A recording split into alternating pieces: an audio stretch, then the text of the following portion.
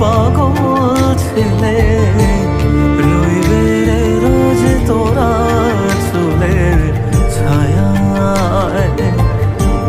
তুই নাকি মশার বোঝনি, তোর কাছে নয় কিছুই কঠিন। তোর ওই দুটি চরণ তলে থাকবো আজীবন। শ্যামা মা তোর চরণ ধরে থাকতে দিস রে জনম ভরে আমার।